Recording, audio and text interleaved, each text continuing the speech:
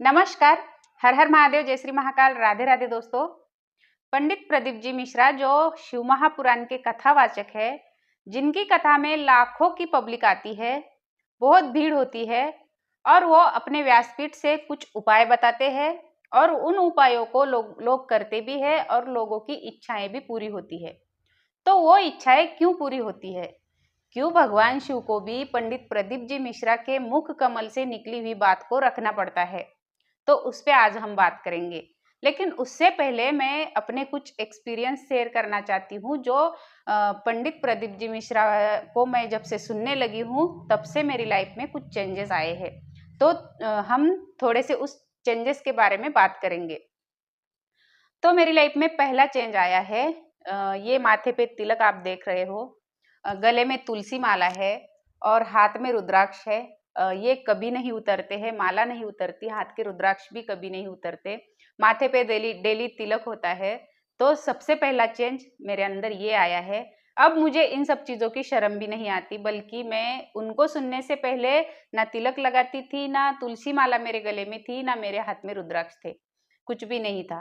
तो ये सब अब आया है मेरे अंदर चेंज, और इसकी मुझे शर्म भी नहीं आती अब कि तिलक लगाने की, माला पहनने की, रुद्राक्ष पहनने की बिल्कुल भी शर्म नहीं है। ये मेरा स्टाइल बन गया है एक प्रकार से। अब दूसरा चेंज मेरे अंदर ये आया है, इनको सुनने से पहले मैं रिश्तेदारों से 2-2 घंटा बातें करती थी।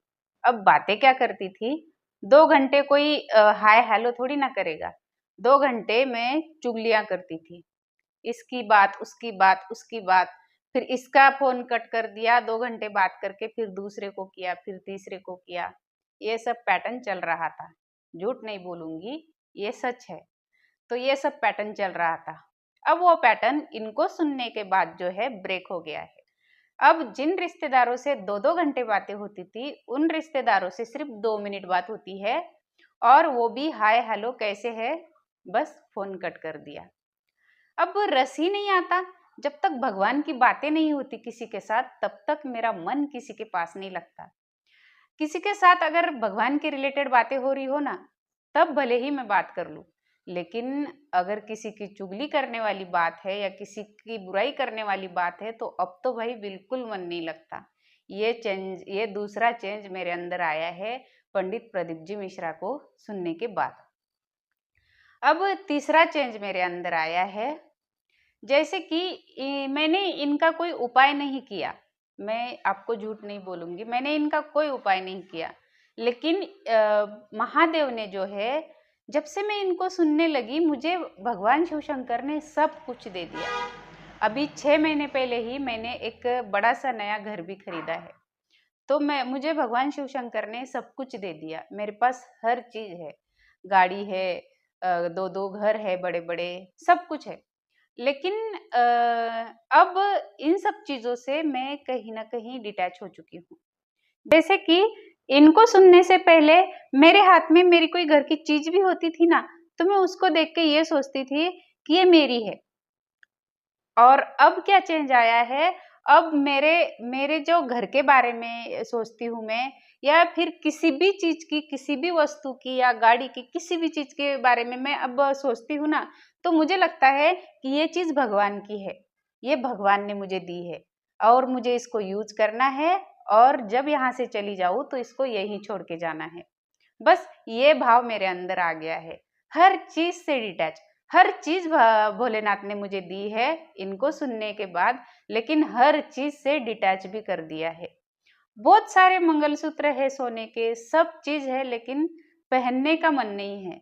अब बस तुलसी माला में मज़ा आ रहा है और रुद्राक्ष में मज़ा आ रहा है। और जैसे कि अगर पैसे भी मैं हाथ में लेती हूँ, तो भी मेरा ये भाव नहीं होता। पहले ये भाव था कि ये पैसे मेरे हैं, लेकिन अब मेरा ये भाव नहीं है कि ये पैसे मेरे हैं। अब ऐसे लगता है उसके पीछे कि ये प्रकृति भगवान ने बनाई, और ये नोट जो है ये प्रकृति की दी हुई चीज़ों से बना है, और फिर ये नोट भी मुझे, ये तो नोट भगवान का हो गया। तो ये सब भाव मेरे अंदर आ गया है, और ये सच है, यही सही है। और तीसरा चेंज मेरे अंदर आया है, पहले मैं किसी को देने में यकीन नहीं रखती थी, जैसे कि कोई गरीब दिख रहा है, कोई लाचार दिख रहा है या कोई प्राणी दिख रहा है, तो मुझे इतना फर्क नहीं पड़ता था। बल्कि अब कोई भूखा कुत्ता दिखता है तो मेरे पास कुछ नहीं होगा तो मैं बिस्किट ही खरीद के उसको खिला के आती हूँ। फिर कोई गरीब है, मंदिर के पास या कहीं पर भी बैठा है, तो मैं घर से 2 रोटी ले ले जाके उसको खिला के आती हूँ। तो इनको सुनने के बाद जो है मेरे मन में देने का भाव आया है। जैसे कि मुझे ये पता चला है कि ऐसे हाथ इंसान के नहीं होने चाहिए, इंसान के ऐसे वाले हाथ अच्छे लगते हैं। ये देने वाला भाव आ गया है, तो यही अच्छा है।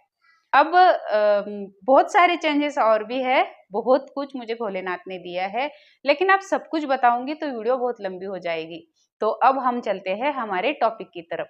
कि तो आज का हमारा टॉपिक था कि पंडित प्रदीप जी मिश्रा अपने व्यासपीठ से जो उपाय बताते हैं और उन उपायों को लोग करते हैं और लोगों की इच्छाएं भी पूरी होती है, तो वो क्यों पूरी होती है? तो इसलिए पूरी होती है कि आपने पंडित प्रदीप जी मिश्रा के आंखों में देखा होगा, चेहरे पे देखा होगा, उनके चेहरे पे कितना भोलापन है, उनकी आंखों में देखा होगा, उनकी आंखों में कितना दया भाव है, उनकी आत्मा इतनी प्योर है और वो भगवान से इतने प्यार करते हैं और भगवान उनसे इतने प्यार करते हैं। और उन ऐसे प्योर इंसान को जिसके मन में लोगों के लिए सेवा भाव है, लोगों के लिए दया भाव है, अगर ऐसा इंसान कोई उपाय बताता है ना, तो उस इंसान के उपाय, जो बताए हुए उपाय को भगवान भी पूरा करते हैं, क्योंकि ऐसे इंसान की बात भगवान को रखनी पड़ती है। कि वो जो इसलिए वो जो उपाय बताते हैं, उन उपायों से लोगों की इच्छाएं पूरी होती है। उपाय बताने वाले बहुत सारे लोग हैं, लेकिन आपको अगर कोई लालची इंसान उपाय बताता है, जो जिसको भगवान से कोई लेना देना नहीं है, और वो इंसान आपको उपाय बताता है, तो उस उपाय को आप चाहे 1000 बार करें, चाहे 1 लाख बार करो, लेकिन आपकी इच्छा कभी पूरी नहीं होगी, क्योंकि उसके बात को भगवान नहीं रखेंगे। भगवान भी उनकी ही बात रखते हैं जो भगवान से प्यार करते हैं, और भगवान जिनसे प्यार करते हैं और जो बहुत प्योर होते हैं, जिनके मन में दया भाव, सेवा भाव की भावना होती है, उनकी ही बात भगवान रखते हैं। आप अगर किसी से भी कोई भी उपाय सुनकर अगर कर रहे हो, तो सबसे पहले ये देखना कि सामने वाला इंसान कैसा है, उसमें प्योरिटी कितनी है, क्योंकि सामने वाले की मुंह से जो बात निकल रही है, वो बात रखने की भगवान रखेंगे या नहीं, इसका अनुमान सबसे पहले लगाना। तो ये था आज का हमारा वीडियो बहुत लंबी हो गई है शायद, लेकिन कोई बात नहीं।